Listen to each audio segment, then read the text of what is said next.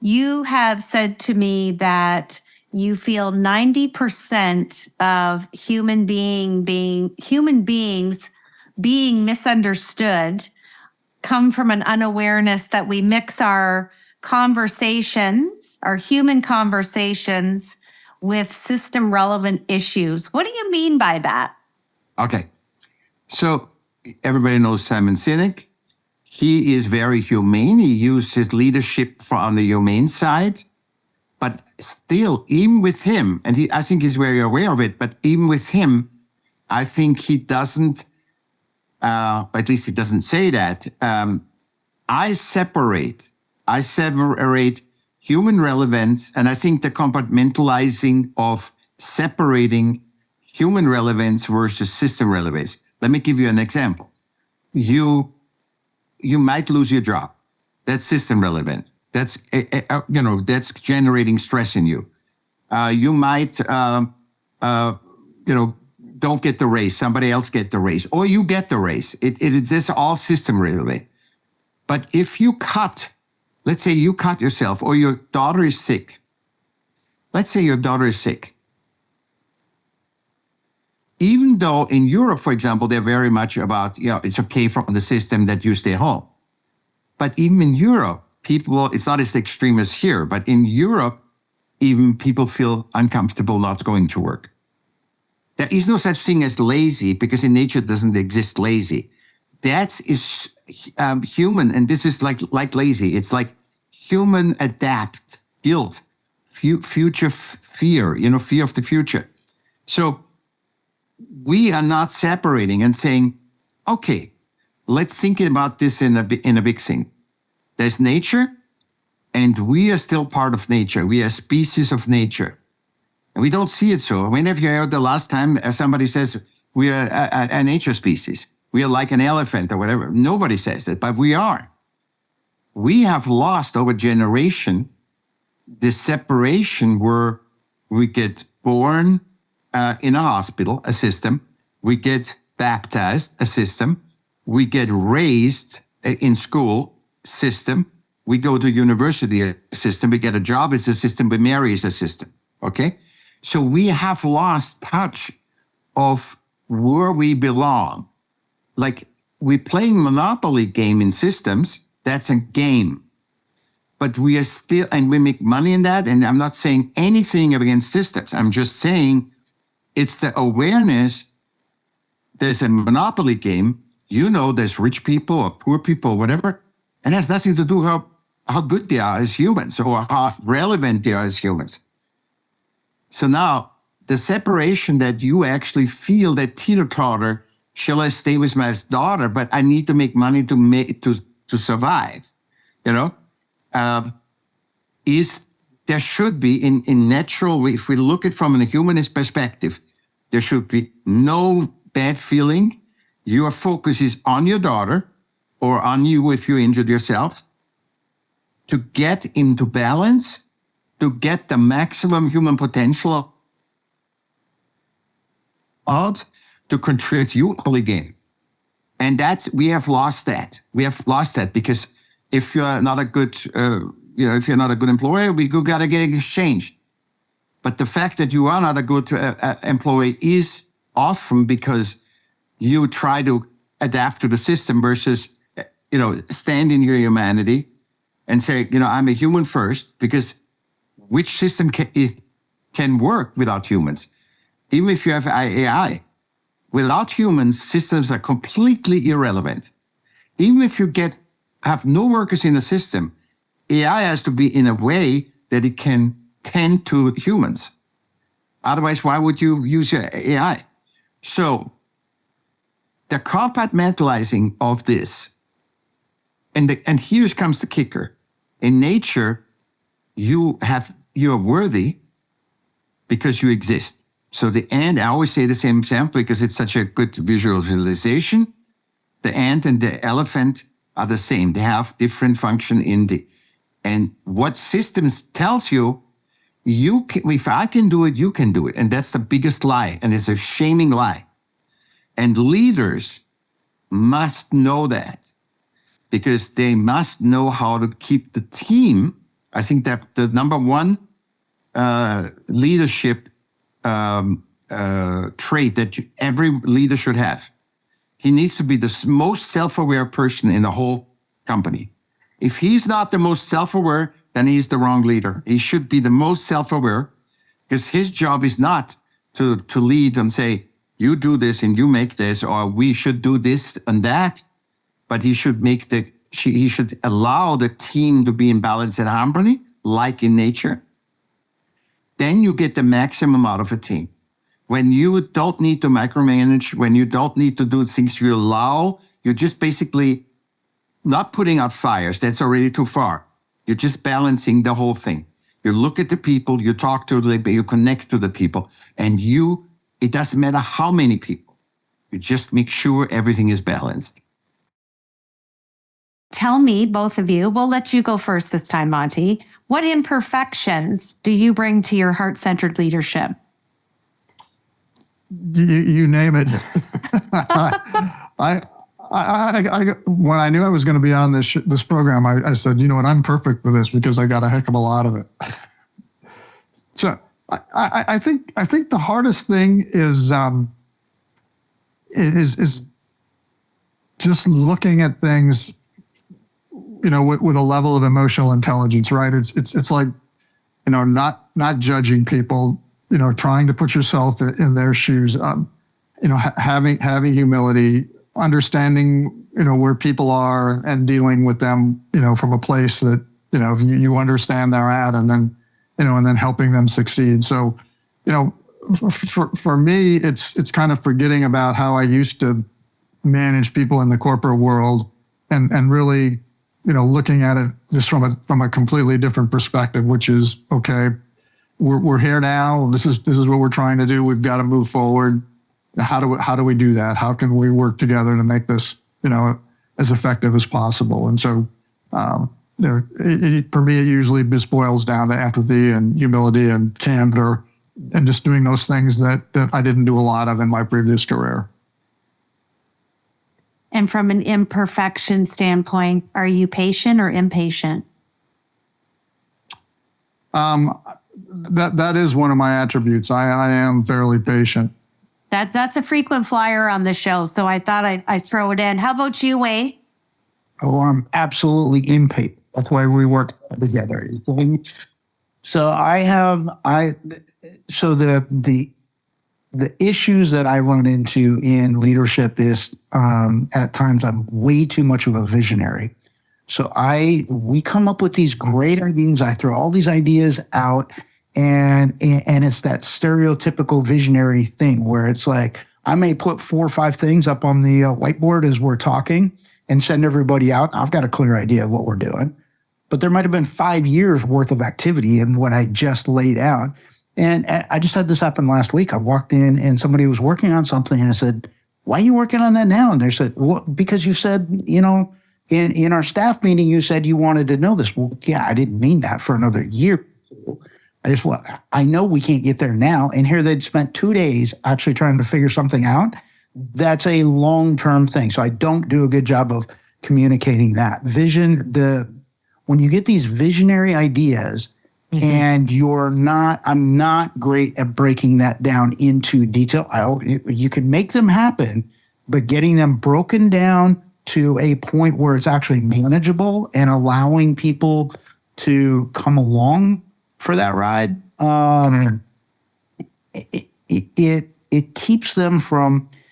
So what it causes is it causes them sometimes to feel like they're not accomplishing what I'm looking for, because they're not making the steps fast enough, and I didn't expect that, and I don't communicate it well enough.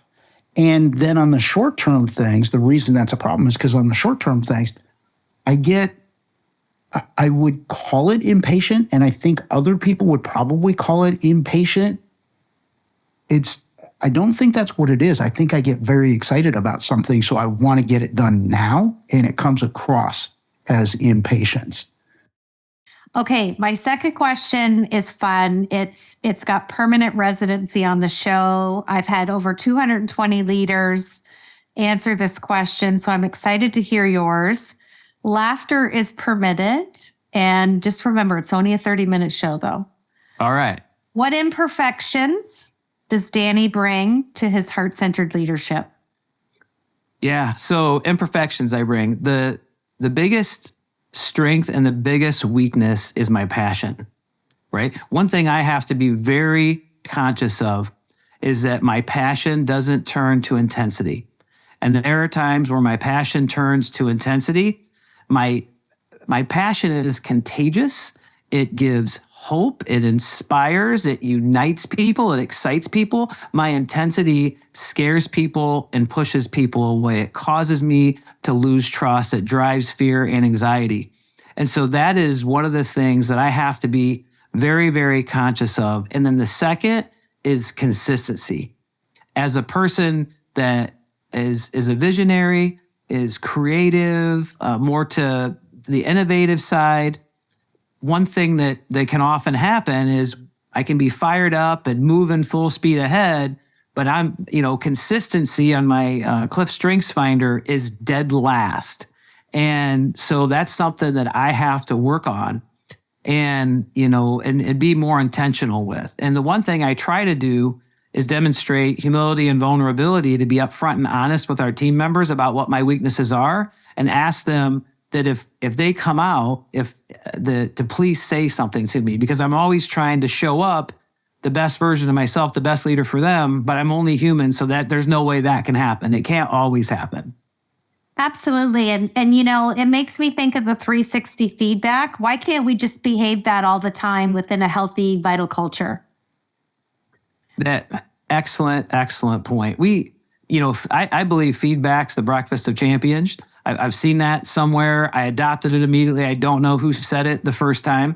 But in order for us to grow, in order for us to meet our value of commitment to excellence, we've got to be committed to getting 1% better each and every day, with the recognition that excellence isn't a destination. It's just a place we can visit from time to time if we're leaving it all in the field and bringing our very best. But the only way we can do that and be sure we're doing it, not just think we are, is through that feedback. It is truly a gift. Well, and if it can be done in the moment, like you said, I think when a leader is being truly heart-centered and like you said, can just demonstrate and say, here's my weaknesses, because we know C-suite leaders, they hire their team who are smarter than them in all the different areas. And then if we take it one layer deeper, just share what your weaknesses are, so then you can get feedback in the moment. I think it saves so much time. Well, it does. It's the accelerator. It's a great accelerator of trust. And if we want to have psychological safety, if we want people to be able to share their weaknesses, ask questions when they don't know the answer, admit when they made mistakes, they've got to feel safe and comfortable to do that. And the way we create that safety and that comfortable space is to model it, is to lead by example in that area ourselves. One of the things I often say is our relationship with failure is one of the most important relationships we'll ever have. And as long as we're always looking to fail forward, as leaders, we got to be there to dust our people off, right? Pick them up, dust them off, get them going. But I ask our people, when I fall, when I stumble, please pick me up, dust me off, give me a word of encouragement so I can get going in the right direction as well. And we create environments like that, very high levels of psychological safety. People can give feedback, they can show up and contribute as their full selves. Absolutely. This is why I wanted you on the show. So good. So much fun. Thank you. I'm excited to showcase you as a heart-centered man, a heart-centered executive. And I think our goal today is just to have a fun conversation to let people know that I've often said on the show, our sector doesn't matter. Where we live and do business doesn't matter. And what does that mean? We're a borderless society now with technology. And I think COVID has really allowed people to stop and pause and really prioritize what's important. And at the end of the day, we're all in the people business, which I know you love talking about. So I'm going to, I'm going to dig right in, and I'm going to ask you my first leadership question. And imperfections allowed on the show. It's the title. So laughter, going off on a tangent, telling us something great, all permitted. So my first question, and I really thought of you when I crafted this, what is the greatest part of being a COO? And for those of you, just a reminder, Chief Operations Officer, if this acronym's new to you. Yeah, it's a good question. For operations people, I mean, given as you love things like supply chain and moving product around, but for me, it's really about the people, and so what makes an organization great.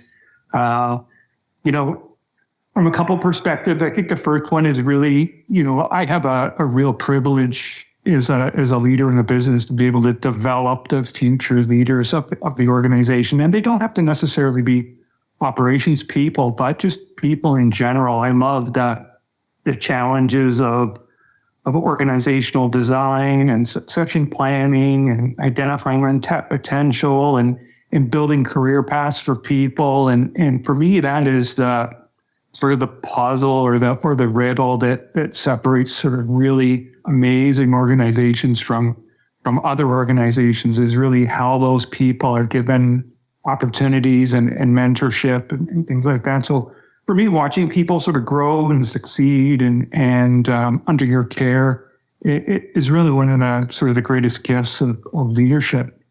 I love it when people put up their hand and say they want to do more. I mean, the raw material that you have to work with and anxious people that want to learn and succeed is amazing. So, and I think, you brought up a good point about COVID changing a lot of things. I mean, for me as a CEO, the other privilege I have is learning from those same people that the future leaders of our organizations over the last few years, under the cloud of COVID, have really learned to adapt and communicate differently and embrace technology and find different leadership styles of their own. And for someone who's been in business for a while, it's been a real opportunity to learn from those people, watch how resilient they are, how flexible they are, and those kind of things. So it's really been a sort of a tremendous opportunity to get closer to a team of good people as they navigate their way through sort of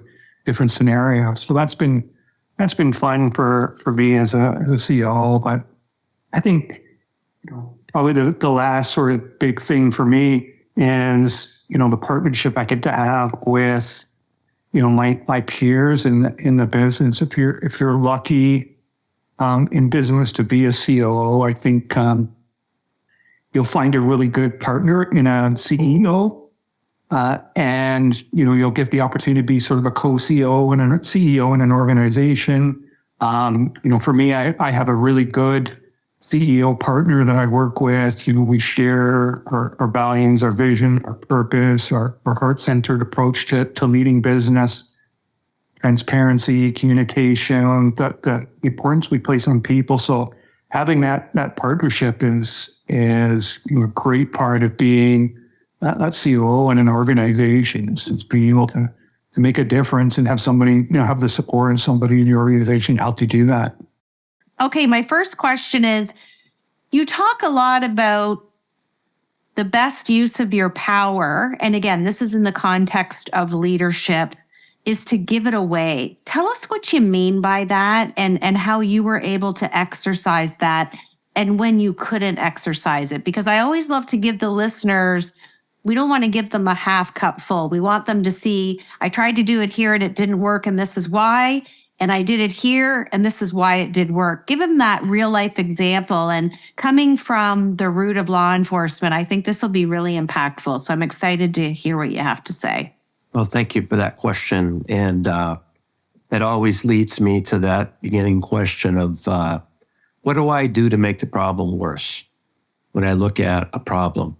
When I took over a city in Massachusetts of 40,000 people, we had a higher crime rate per capita than our capital city of Boston. And I was brought in to do a war on crime to decrease violence and crime. And so to make a long story very short, we did try enforcement and it didn't work.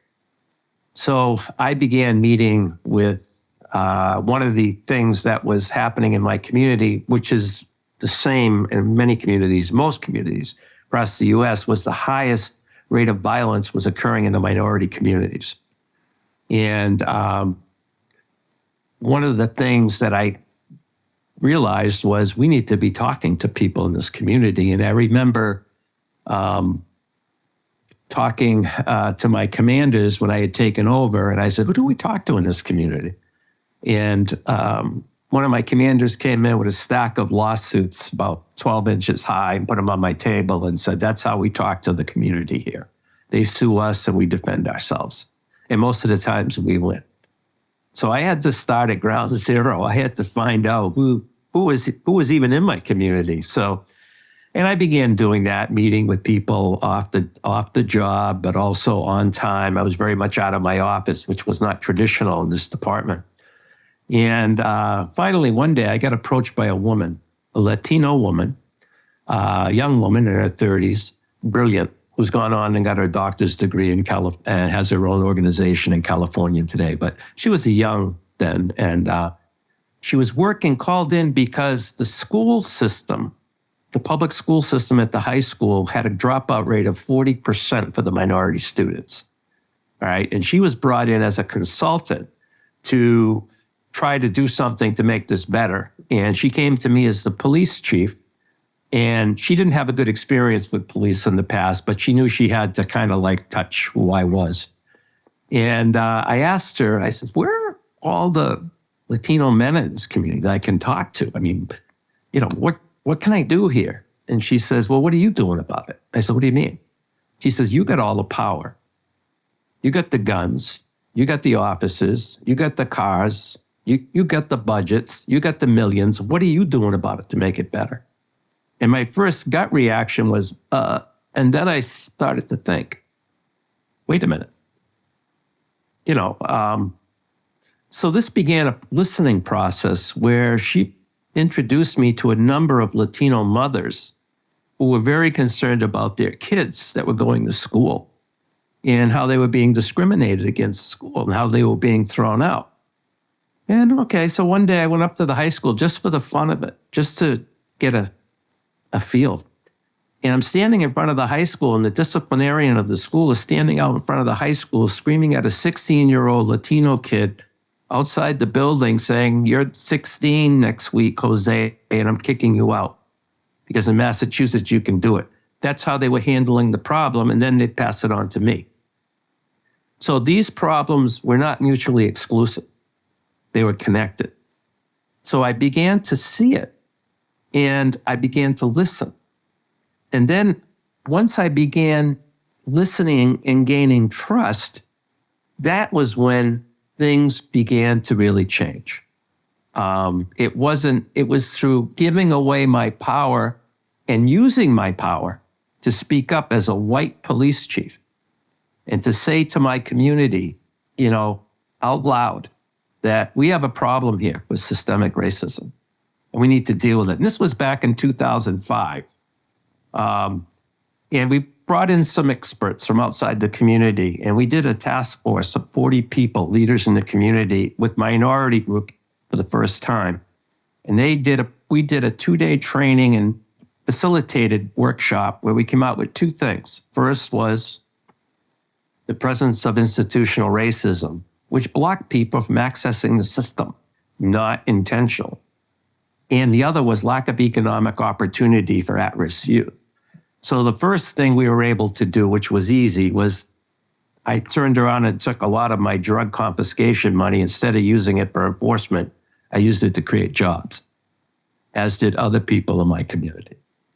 But this whole thing of systemic racism, when the Latino gentleman announced that as one of the findings with the 40 people in the room, 3 people immediately stood up and said they wanted no part of talking about racism.